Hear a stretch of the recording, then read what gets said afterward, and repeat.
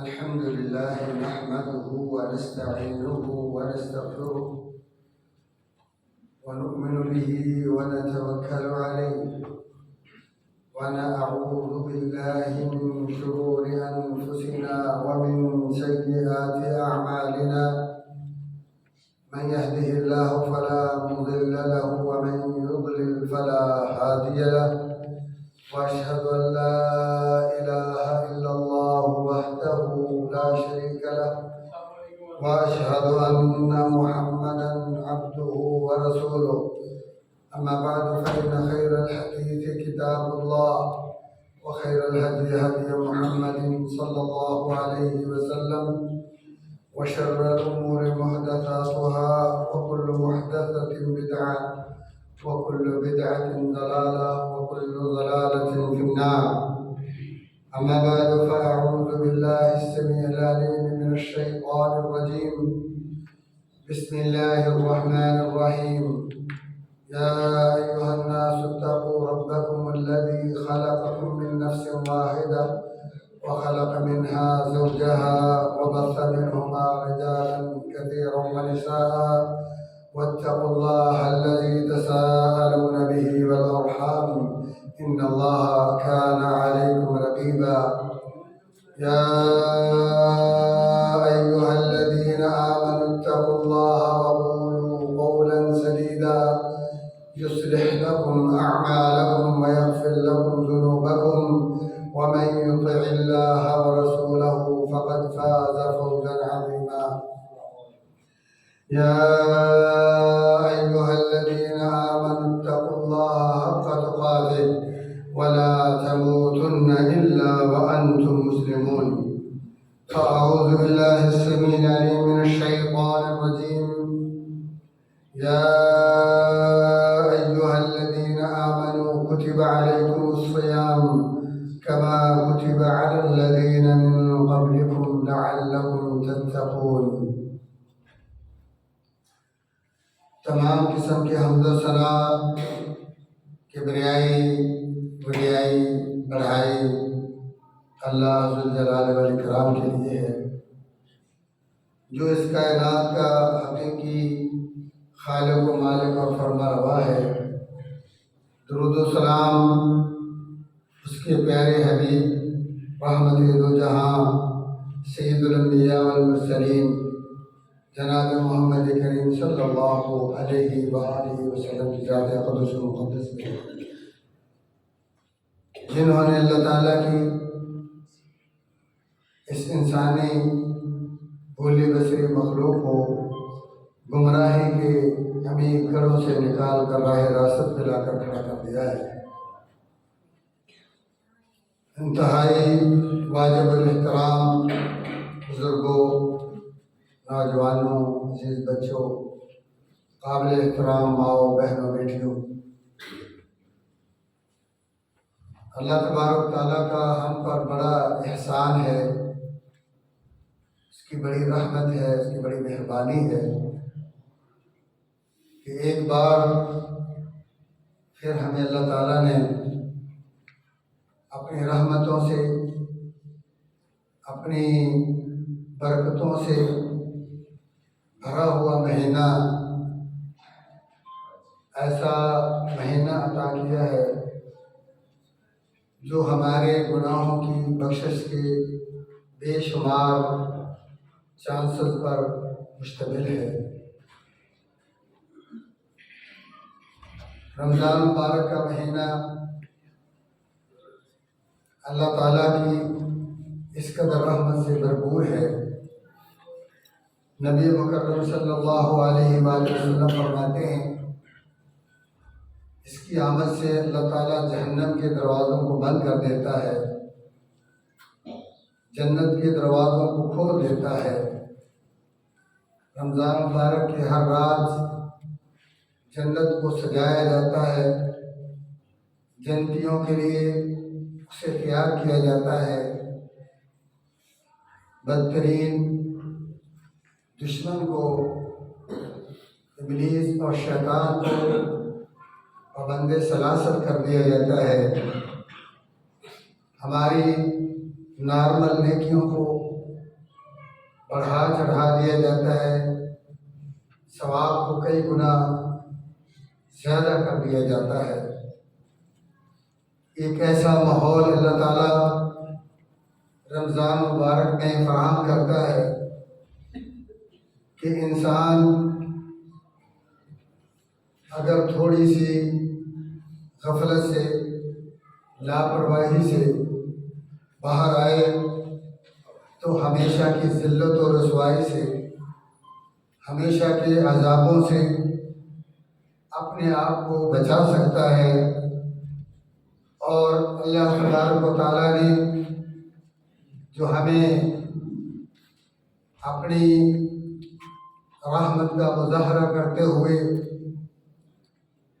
آنے والے عذابوں سے ڈرایا ہے، سمجھایا ہے، فرمایا قوا انفسکم واہلیکم نارا وقودها الناس والحجارة علیہا ملائکۃ غلاظ شداد لا یعصون اللہ ما امرهم ویفعلون ما یؤمرون۔ جہنم ایسی دردناک عذاب پر مشتمل سزا ہے کہ جس میں جلنے والے یا انسان ہوں گے یا جلنے والے پتھر ہوں گے۔ اس کے مسئول ذمہ دار فرشتے اللہ کے اتنے مطیع اور فرما بردار ہیں کہ وہ کسی پر ترس نہیں کھائیں گے۔ وہ بے رحم فرشتے، ان کو کسی کے چیخنے اور چلانے سے ترس نہیں آئے گا۔ ان کا ایک ایسا مزاج ہے کہ وہ اللہ تعالیٰ کے حکم کو فالو کرتے ہیں، اللہ کے حکم کی بجا آوری کے علاوہ ان کے مزاج میں کوئی دوسرا فیصلہ نہیں، ان کی کوئی دوسری سوچ نہیں۔ اللہ کی اطاعت کے علاوہ ان کا کہیں بھی دھیان نہیں جاتا، اور وہی وہ کرتے ہیں جس کا ان کو ایک بار حکم مل جاتا ہے۔ نبی مکرم صلی اللہ علیہ وآلہ وسلم نے فرمایا ہے کہ وہ ایسے فرشتے ہیں اللہ کے علاوہ نہ وہ کسی کی طرف دیکھنا چاہتے ہیں، نہ کسی کی سننا چاہتے ہیں، نہ وہ کسی کی آواز کا جواب دینا چاہتے ہیں۔ اس عذاب سے، اس سزا سے پہلے بھی نبی مکرم صلی اللہ علیہ وآلہ وسلم نے فرمایا ہے کہ قبر کا ایک ایسا جہان ہے، عالم برزخ ہے کہ جس میں انسان نہ جانے کتنی دیر تک زندگی بسر کرے گا، اور اس میں بھی ایسے خطرناک قسم کے عذاب ہیں العیاذ باللہ۔ اللہ کے نبی صلی اللہ علیہ وآلہ وسلم ان عذابوں کی شدت کی وجہ سے ہمیشہ نماز کے اندر اس مقام پر اللہ تعالیٰ سے دعائیں کرتے، التجائیں کرتے، حالانکہ آپ سید الانبیاء والمرسلین ہیں، آپ کے اگلے پچھلے سارے گناہ اللہ نے معاف فرما دیے ہیں۔ آپ کے لیے اس بات کا اعلان ہے، فرمایا کہ جو مقام محمود ہے میں وہاں آپ کو فائز کروں گا، اور یہ بھی فرمایا انا اعطیناک الکوثر، کہ ایک خیر نہیں، ایک بھلائی نہیں، ایک خزانے نہیں ہیں، میں نے آپ کو دنیا آخرت کے بے شمار خزانے عطا فرمائے ہیں۔ اور یہ بھی فرمایا ہے کہ قیامت کے دن جب نفسا نفسی کا عالم ہوگا، آپ کو شاف محشر اور ساقی کوثر ہونے کا میں نے شرف اور سعادت بخشی ہے۔ ان تمام اعزازات کے باوجود، ان تمام وعدوں کے باوجود، ان تمام پیشین گوئیوں کے باوجود، چونکہ عذاب قبر اتنا سنگین ہے، اتنا دردناک ہے، اتنا خطرناک ہے کہ خود پیارے پیغمبر جناب محمد عربی صلی اللہ علیہ وآلہ وسلم 4 چیزوں سے نماز میں ایسی جگہ پر دعا کیا کرتے، التجا کیا کرتے جس کے بارے میں فرمایا ہے کہ اس جگہ پہ دعائیں رد نہیں ہوتی بلکہ اللہ تعالیٰ دعاؤں کو قبول فرماتا ہے۔ اور آپ جانتے ہیں کہ نماز کا وہ کون سا حصہ ہے، وہ کون سا مقام ہے کہ جہاں اللہ تبارک و تعالیٰ دعا کو رد نہیں فرماتے۔ پیارے پیغمبر جناب محمد رسول اللہ صلی اللہ علیہ وآلہ وسلم فرماتے ہیں دبر کل صلاۃ مکتوبہ، ہر فرض نماز کا جو آخری حصہ ہے اس میں جو دعائیں کی جاتی ہیں وہ رد نہیں ہوتی۔ اور وہ التحیات للہ والصلوات والطیبات پڑھتے پڑھتے جب ہم درود شریف کو پہنچتے ہیں تو درود شریف سے شروع ہو جاتی ہے اور سلام تک جتنی بھی آپ دعائیں کرتے ہیں وہ اللہ تعالیٰ کے وعدے سے آپ کو پوری جو ہے وہ مستجاب دعوات ہوتی ہیں۔ تو پیارے بھائیوں، نبی مکرم صلی اللہ علیہ وآلہ وسلم نے ان دعاؤں کو اتنا پابندی کے ساتھ، باقاعدگی کے ساتھ کیا ہے کہ علماء نے کہا ہے کہ یہ نماز کے اندر دعا کرنا واجب ہے۔ یہ ایک الگ بات ہے کہ ہمیں نماز ہم پڑھتے ہیں لیکن نماز کے بارے میں جو پیارے پیغمبر جناب محمد رسول اللہ صلی اللہ علیہ وآلہ وسلم کی تعلیمات ہے اس سے اکثر بھائیوں کو کوئی سروکار نہیں ہے کہ کیا ہماری نماز نبی مکرم صلی اللہ علیہ وآلہ وسلم جیسی ہے یا آپ صلی اللہ علیہ وآلہ وسلم کی نماز کے مخالف ہے، کیونکہ آپ نے تو یہی حکم دیا ہے صلو کما رأیتمونی اصلی، نماز وہی قبول ہوگی جو میں محمد رسول اللہ صلی اللہ علیہ وآلہ وسلم جیسی ہوگی۔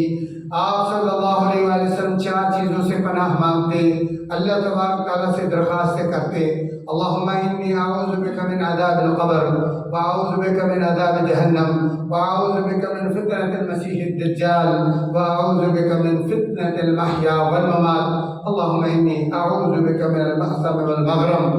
آج اکثر مسلمانوں کو، اکثر نمازیوں کو، بھائیوں اور بہنوں کو یہ دعا یاد نہیں ہے، وہ نہیں جانتے کہ یہ کتنی عظیم دعا ہے اور کتنی مہم دعا ہے، کتنی نفع بخش دعا ہے۔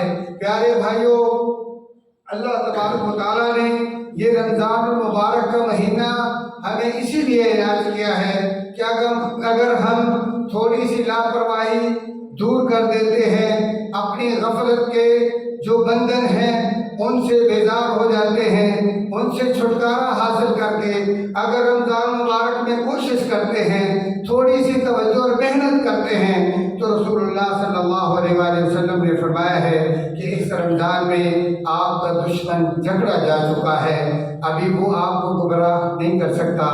لیکن کئی بھائی استہزاء کے ساتھ اور کئی بھائی جاننے کے لیے، سمجھنے کے لیے یہ سوال کرتے ہیں کہ آخر ہمارا دشمن بنا ہوا ہے، شیطان قید ہے، پھر بھی ہمارا برائی کو دل کیوں چاہتا ہے؟ آپ جانتے ہیں اس سے بھی بڑا دشمن، شیطان سے بھی بڑا ہمارا دشمن کب ہے اور کون ہے؟ جب ہم اپنے نفس امارہ کو آوارہ کر دیتے ہیں اور اس کے غلام بن جاتے ہیں، کیونکہ اللہ تعالیٰ قرآن کریم میں فرماتے ہیں وَأَمَّا مَنْ خَافَ مَقَامَ رَبِّهِ وَأَمَّا مَنْ خَافَ مَقَامَ رَبِّهِ وَنَهَى النَّفْسَ عَنِ الْهَوَىٰ فَإِنَّ الْجَنَّةَ هِيَ الْمَأْوَىٰ۔ انسان تب جنت کا مالک بن سکتا ہے، جنت کا وارث بن سکتا ہے ان تمام عذابوں سے، خواہ موت کی دشواری ہو، موت کی تکلیف ہو یا جہنم کا عذاب ہو یا اس سے پہلے ہزاروں سال قبر کا عذاب ہے یا ان دونوں کے درمیان محشر کا میدان 50,000 سال کی دشواریاں اور دکھ اور تکلیفیں، ذلت اور رسوائی ہے۔ ان تمام سے بچنے کے لیے اگر کوئی چیز کارگر ثابت ہو سکتی ہے وہ اللہ کا خوف ہے، وہ اللہ کا خوف ہے۔ جس کو اللہ کا خوف آ جاتا ہے، جس کے دل میں اللہ بس جاتا ہے اور اسے سارے دنیا کے لالچ، دنیا کے طمع، دنیا کے ڈر، دنیا کے خوف، دنیا کے تعلقات صرف ایک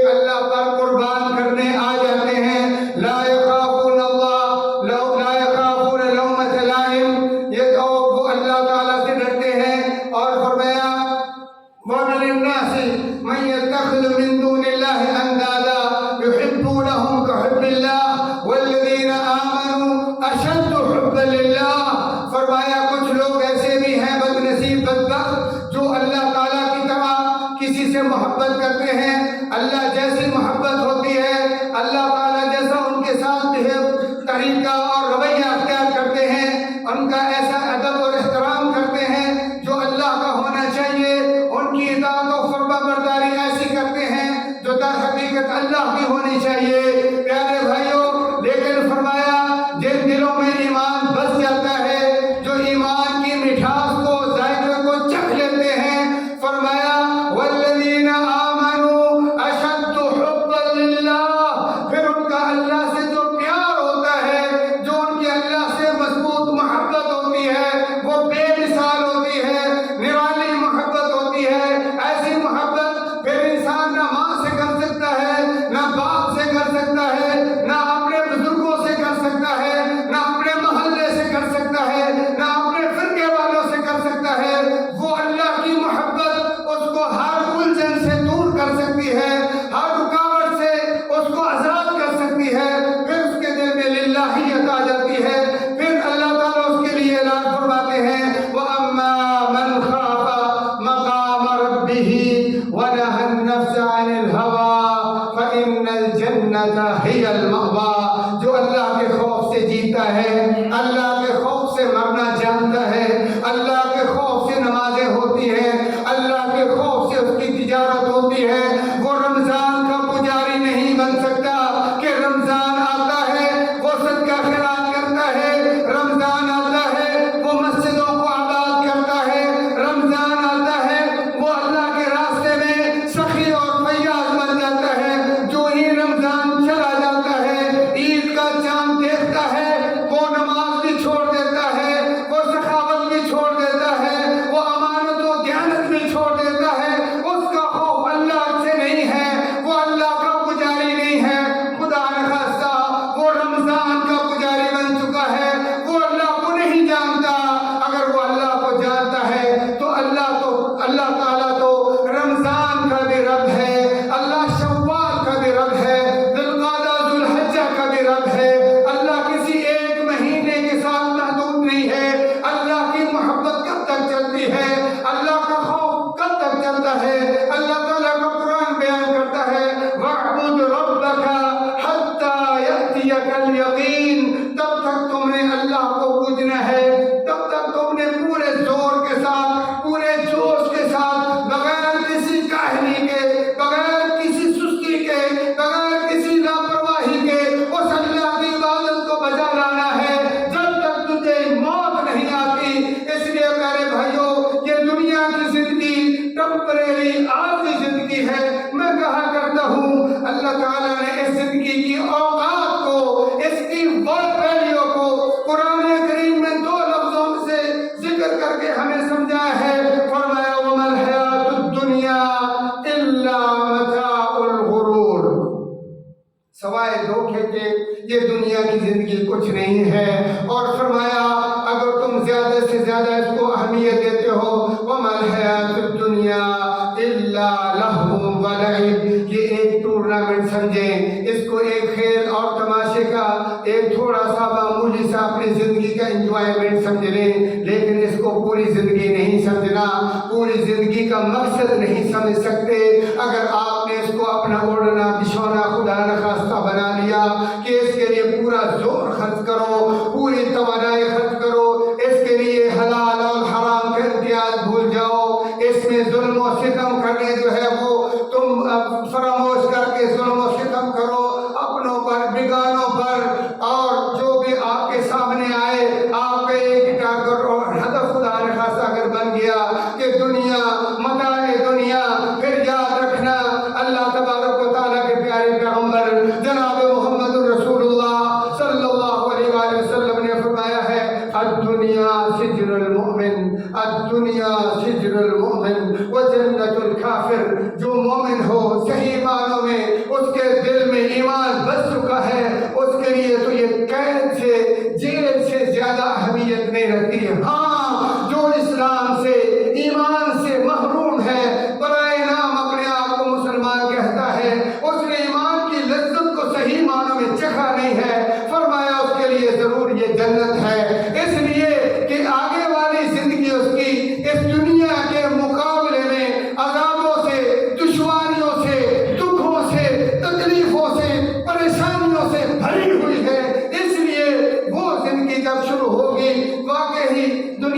یہ جو ذلت اور رسوائی ہے، دنیا کی محنت اور مزدوری اور مشقت ہے، سردی اور گرمی ہے، دنیا کی جو بیماریاں ہیں، وہ سزا کے مقابلے میں کچھ نہیں ہو سکتی۔ واقعی عذاب قبر کے مقابلے میں اگر کوئی انسان ساری زندگی جو ہے وینٹیلیٹر پر سانس لیتا ہے، آئی سی یو میں آپریشن کروا کے ہر طرف اس کو ڈرپیں لگی ہوئی ہیں، سوئیاں لگی ہوئی ہیں، اور وہ بڑی پریشانی کی، بڑی بیماری کی حالت میں لاچاری کی زندگی بسر کر رہا ہے، لیکن یہ عذاب قبر کے مقابلے میں، عذاب محشر کے مقابلے میں، عذاب قبر کے مقابلے میں جنت ہو سکتی ہے۔ لیکن مومن کے لیے یہ دنیا کی زندگی نہ اس کا مأویٰ ہو سکتا ہے، نہ اس کا منزل ہو سکتا ہے، نہ اس کا یہ ٹارگٹ اور ہدف ہو سکتا ہے۔ اس کو پتا ہے میں آج کے طور پر آیا ہوں اس دنیا کی زندگی میں، جو میں نے بونا ہے، جو میں نے کاشت کرنا ہے، وہی میں نے کاٹنا ہے۔ اب دنیا مزرعۃ الآخرہ سمجھتا ہے، دنیا کی کھیتی تو آخرت کی کھیتی سمجھتا ہے، پھر وہ سوچ سمجھ کر اپنی کھیتی باڑی میں پودے لگاتا ہے، کاشتکاری کرتا ہے، نہ وہ سوتا ہے نہ وہ غافل ہوتا ہے کہ اس کو پتا ہے ایک بجائی کا موسم ہے، جب وہ موسم گزر جائے گا تو میرے ساتھ والے جو میرے دوسرے کاشتکار بھائی ہیں وہ موسم کٹائی کے موسم میں خوش ہوں گے، نفع بخش ہوں گے، اور میں خسارے والا ہوں گا، میری زمین خالی ہوگی، میرے پاس کوئی بھی مستقبل کے لیے فصل نہیں ہوگی، گندم نہیں ہوگی، چاول نہیں ہوگا، اور دیگر جو ضرورتیں میری اس زمین سے، میری کاشت اور فصل سے میں نے پورے کرنے تھی، وہ مجھے دستیاب نہیں ہوں گی۔ اور جو وقت پر کاشت کرے گا، اچھی فصل بوئے گا، جس کا سیزن ہے، یقیناً وہ کٹائی کے موسم پر بڑا خوش ہوگا۔ بھائیو، یہ زندگی رکنے والی نہیں ہے۔ آپ سمجھیں کہ آج میں سو جاتا ہوں، آج میں فلاں جو نیکی کا کام ہے اسے چھوڑ دیتا ہوں، آپ کو پتہ نہیں ہے اگلا قدم آپ کا اس دنیا سے نکل چکا ہو، آپ کی پہلی منزل آخرت کی منزلوں سے شروع ہو چکی ہو۔ واللہ ثم واللہ، ہم نے نوجوان دیکھے جن کے اوپر موت کے اثرات کا تصور بھی پیدا نہیں ہوتا تھا، مر گئے۔ ہم نے بچے دیکھے، معصوم بچے دیکھے جو بڑے تندرست تھے، بڑے توانا تھے، ڈاکٹروں کی رپورٹ یہ تھی کہ اس کی ہر چیز بڑی تناور ہے، بڑی مضبوط ہے، صحت مند ہے، لیکن یکایک ہم نے ان کو مرتے دیکھا ہے، اور ان کے گھر والوں کو بے یار و مددگار چیختے اور چلاتے دیکھا ہے۔ بھائیو، موت کا کوئی وقت ہمیں بتایا نہیں گیا، اس میں کوئی شبہ نہیں ہے، ہماری موت کا اعلان ہو چکا، ہماری سزائے موت اللہ نے بتا دی ہے، کل نفس ذائقۃ الموت، اس میں کوئی شبہ نہیں ہے۔ پیارے بھائیو، یہ رمضان المبارک کا مہینہ، اتنے بڑے چانس ہیں، ہمارے جتنے بھی گناہ ہوں ان کی معافی کے لیے ایک چانس قیام اللیل ہے، اور ہمارے کاش قیام اللیل سے مراد آپ کی عام راتوں کی تہجد نہیں ہے۔ اس رمضان میں جو نماز تراویح رسول اللہ صلی اللہ علیہ وآلہ وسلم نے 3 رکعت مسجد نبوی میں جماعت کروائی تھی، صحابہ کو یہ عمل اتنا پسند تھا، وہ اپنے کھیتوں کھلیانوں کو، کاروبار اور دکانوں کو چھوڑ کر بڑے شوق کے ساتھ محمد کریم صلی اللہ علیہ وآلہ وسلم کے پیچھے اس نماز کو پانے کے لیے، اس کے ثواب کے حصول کے لیے مسجد میں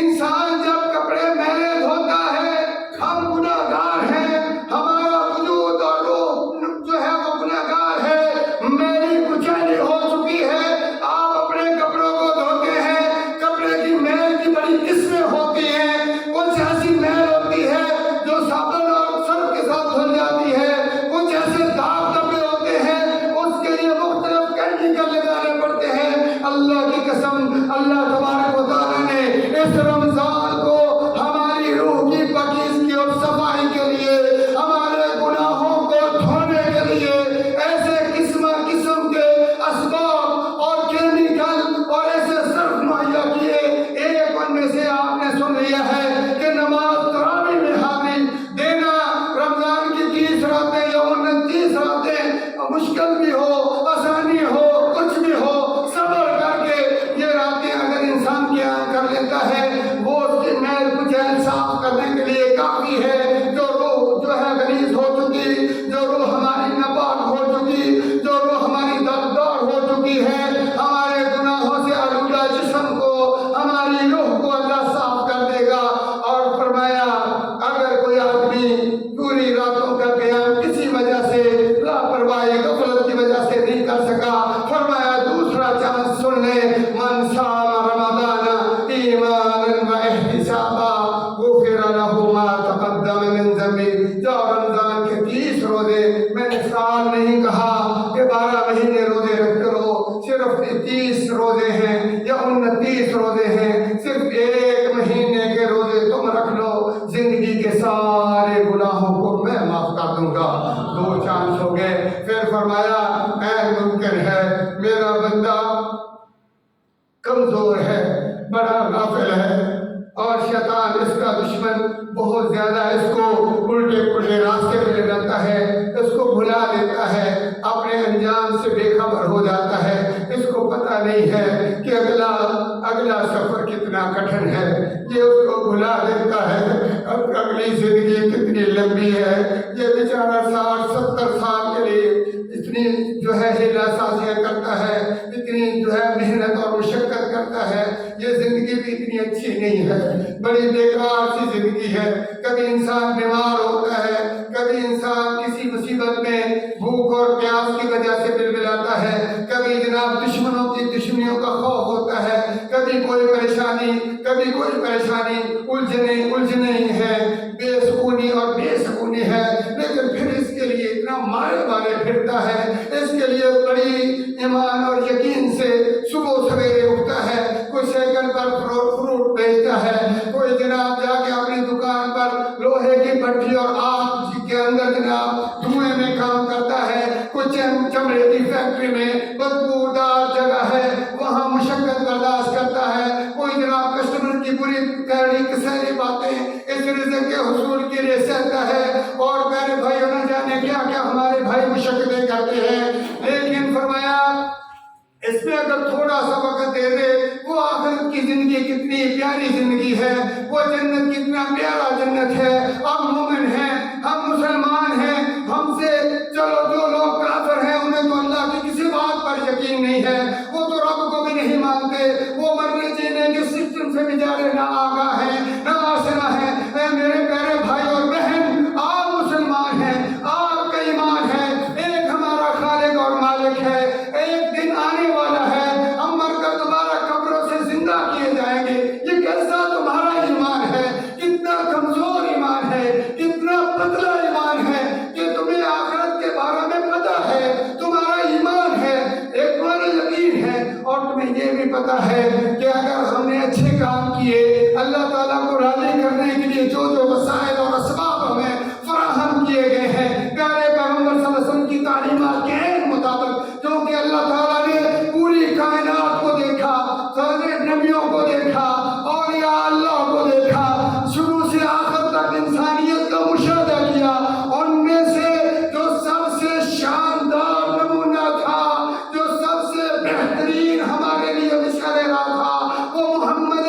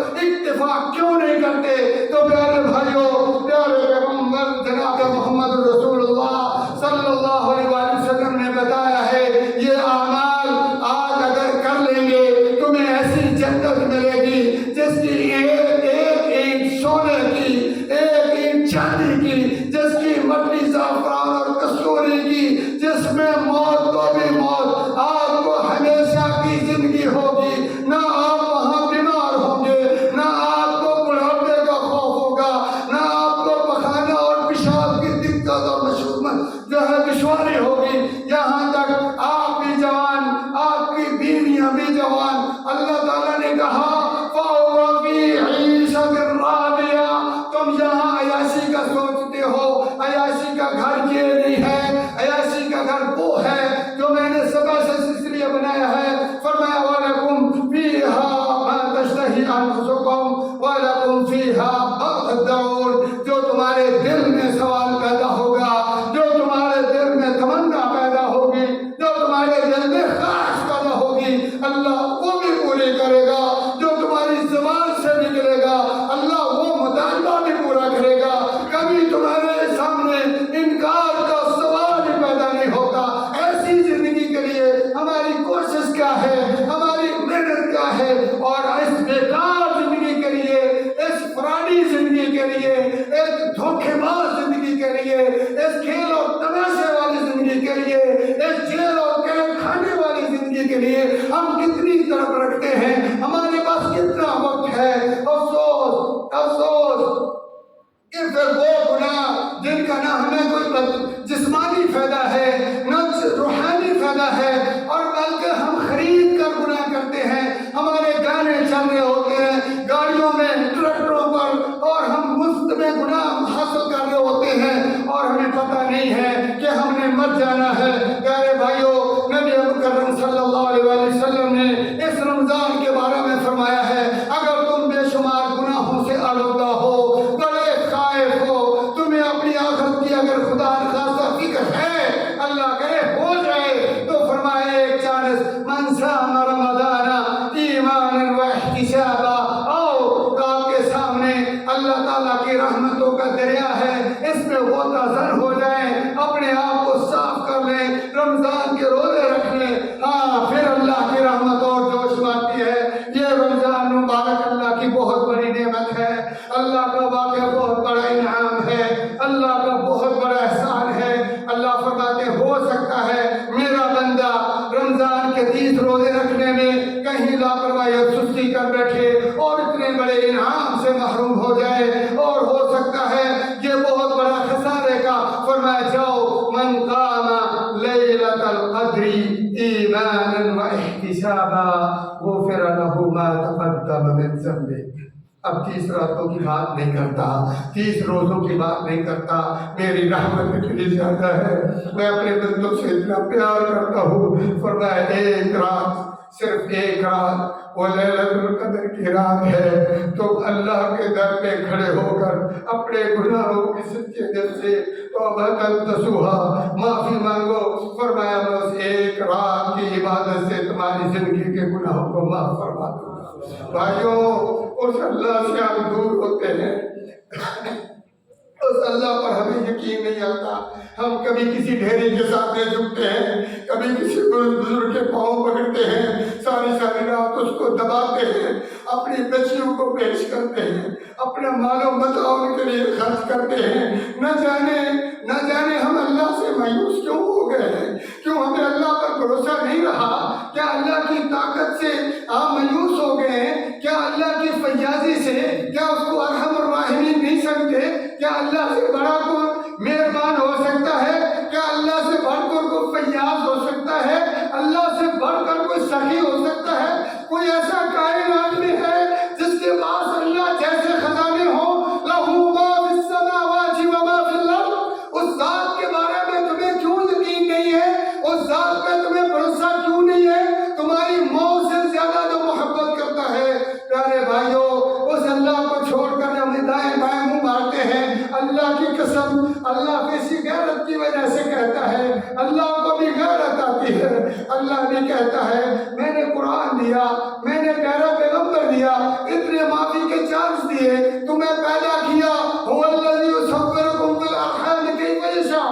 جب ماں کے پیٹ میں رحم میں تمہارا جو ہے وہ ڈیزائننگ ہو رہی تھی، تمہارا وجود تیار ہو رہا تھا، کون سا بابا وہاں پہنچا، کون سی قبر آئی تھی، کون سا تعویذ اور دھاگا تھا، کون سا کڑا اور چھلا تھا جس نے ماں کے پیٹ میں تیری ہیلپ کی، تمہاری مشکل کشائی اور حاجت روائی کی؟ کیوں سمجھتے نہیں ہو؟ اسی لیے اللہ تعالیٰ فرماتے یا ایھا ہے. فرمایا صرف ایک انسان اگر ہو، اگر تم خالی انسان ہو، اس انسانیت پہ غور کرو، اس وجود پہ غور کرو. کسی کا اللہ کے علاوہ تم پر احسان ہے؟ تمہارے وجود کے بنانے میں، پیدا کرنے میں کسی کا حصہ ہے؟ واللہ ثم واللہ، اللہ کے علاوہ کسی کا کوئی احسان نہیں، کسی کا کوئی حصہ ہمارے وجود میں نہیں ہے. صرف بس ایک اللہ نے ہماری ماں کے پیٹ میں رحم میں ہمیں پیدا کیا اور پھر کسی کا محتاج نہیں کیا. فرمایا افحسبتم انما خلقناکم عبثا، تم سمجھتے ہو میں نے بنا کے بیکار چھوڑ دیا ہے، تمہارا کوئی والی وارث نہیں ہے. اللہ اکبر. بھائیو یہ رمضان مبارک کا مہینہ، یہ روزے اللہ تعالیٰ نے بنائے اس لیے ہیں. فرمایا لعلکم تتقون، تاکہ تم پرہیزگار بن جاؤ. تمہارے اندر تقویٰ، جانتے ہو تقوی کا مطلب کیا ہوتا ہے؟ کہتے ہیں عربی کا ایک جملہ ہے الوقایۃ خیر من العلاج. ابھی آپ بیماری آنے سے پہلے ہی ایسا کھانا، ایسی خوراک استعمال کریں، ایسا اٹھنا اور جاگنا اور اپنی روٹین ایسی بنائیں کہ نہ حد سے زیادہ کھائیں، نہ حد سے زیادہ سوئیں، نہ حد سے زیادہ ڈپریشن حاصل کریں، پریشان نہ ہو. اپنے جو کام جتنے آپ کر سکتے ہیں، جو آپ کے بس میں ہے، آپ اسی حد میں رہیں. وہ کام جو اللہ کے کرنے کے ہیں، آپ ان کو اس کی میں ٹانگ نہ اڑائیں، اپنے آپ کو نہ پریشان کرو. اور جو تمہاری ہمت ہے، جو تمہاری بساط ہے، اس میں رہتے ہوئے خیر کے، بھلائی کے، نفع کے، اپنے لیے، بیوی بچوں کے لیے، دیگر مسلمانوں کے لیے، پوری کائنات کے لیے وہ کام کرو. لیکن فرمایا الوقایہ کا مطلب یہ ہے کہ ایسا کام کرو کہ تمہارا بیماری تک پہنچنا جو ہے وہ خطرے سے خالی ہو، بیماری سے بچ جاؤ. یہی اللہ تعالیٰ چاہتے ہیں. وہ گناہ جو تمہیں بعد میں معافیاں مانگنی پڑتی ہیں، رونا دھونا پڑتا ہے، تمہارا وجود تم سے نفرت کرنا شروع کر دیتا ہے. کوئی زنا کرتا ہے، کوئی شراب پیتا ہے، کوئی سود کھا کھا کے، بعد میں کوئی ڈانس اور مجرے کر کے بعد میں روتے ہیں، آنسو بہاتے ہیں. فرمایا میں تمہیں پہلے کہہ رہا ہوں کہ الوقایۃ خیر من العلاج. یہ رمضان مبارک کے روزے، فرمایا میں نے تجویز کیا ہے، میں ایک ڈاکٹر، سب سے کامیاب ڈاکٹر اللہ ہے. اللہ فرماتے تمہاری بیماری کا علاج، یہ کیپسول میں نے یا یہ 30 انجیکشن رکھے ہیں کہ تم میں تقویٰ پیدا ہو جائے گا. اگلی لاپرواہی، اگلی کوتاہی اور سستی، جو تم نیکیوں سے دور تھے، اللہ سے دور تھے اور دنیا میں مگن تھے، مست تھے، اس روزے کی وجہ سے تمہاری زندگی میں انقلاب پیدا ہو جائے گا. پہلے اگر نیکیوں سے نفرت تھی، اب نیکیوں سے محبت ہو جائے گی. اگر پہلے نماز بے نماز تھے، اب تم نمازی بن جاؤ. اگر پہلے تم ظالم تھے، اب مہربان بن جاؤ. اگر پہلے تم چوکوں چوراہوں پہ کھڑے ہو کر اپنی بہن بیٹیوں اور بہنوں کو، امام کو پریشان کرتے تھے اور ان کا جو ہے جینا دوپہر کرتے تھے، اب تم رمضان کے روزے رکھنے کے بعد ان کے محافظ اور باڈی گارڈ بن جاؤ. اگر تم دکانداری پہ دھوکہ، فراڈ اور جھوٹ بولتے تھے تو فرمایا آپ دیانتداری سے تھوڑا کھاؤ، حق کھاؤ، حلال کھاؤ. کیونکہ رسول اللہ صلی اللہ علیہ وسلم فرمایا من لم یدع قول الزور والعمل به فلیس للہ حاجہ ان یدع طعامہ وشرابہ. یہ تم نے کون سا احسان کیا ہے کہ تھوڑی دیر کے لیے کھانا پینا بند کر دیا؟ تم نے جھوٹ چھوڑا نہیں، تم نے فراڈ نہیں چھوڑا، تم نے اللہ کی نافرمانی اور بغاوت نہیں چھوڑی. سود تمہارا جناب سیونگ اکاؤنٹ چل رہے ہیں، اور سود وہ بیماری، وہ گناہ ہے کہ اللہ تعالیٰ فرماتے ہیں کہ یا ایھا الذین آمنوا اتقوا اللہ وذروا ما بقی من الربا ان کنتم مؤمنین. ان کنتم مؤمنین، فرمایا اگر تم مومن ہو، واقعی ایمان ہے قرتی برابر، تمہارے دل میں ایمان ہے، تو فرمایا سود کا بزنس ٹھپ کر دو، کاروبار بند کر دو. نہیں چاہیے، نہیں چاہیے. اور فرمایا لم تفعلوا فاذنوا بحرب من اللہ ورسولہ، پھر اللہ اور اللہ کے رسول کے ساتھ تم اعلان جنگ کر دو. تمہارا براہ راست اللہ کے ساتھ جنگ ہے. پھر اللہ سے تمہیں کون بچا سکتا ہے؟ پھر تمہارے روزے بھی کام نہیں کریں گے، تمہارے قرآن بھی تمہارے کام نہیں آئے. ایک طرف تم اللہ کے ساتھ جنگ رکھو، دوسری طرف اللہ سے معافی کی امید رکھو. پہلے جنگ کو ختم کرنا ہے. اور پیارے بھائی، یہی بات اللہ کے رسول صلی اللہ علیہ وسلم نے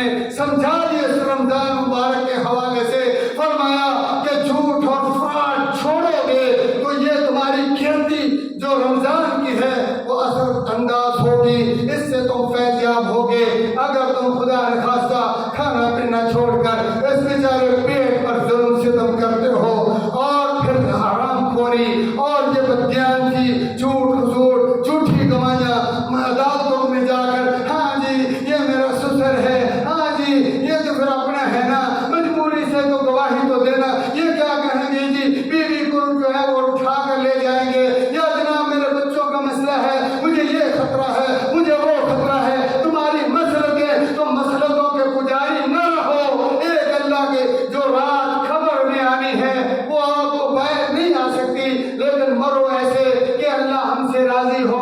اللہ یہ کہے یا ایتھا النفس المطمئنہ، یا ایتھا النفس المطمئنہ ارجعی الی ربک راضیۃ مرضیہ فادخلی فی عبادی وادخلی جنتی۔ اقول قولی ھذا واستغفر اللہ لی ولکم ولسائر المسلمین واستغفروہ انہ هو الغفور الرحیم۔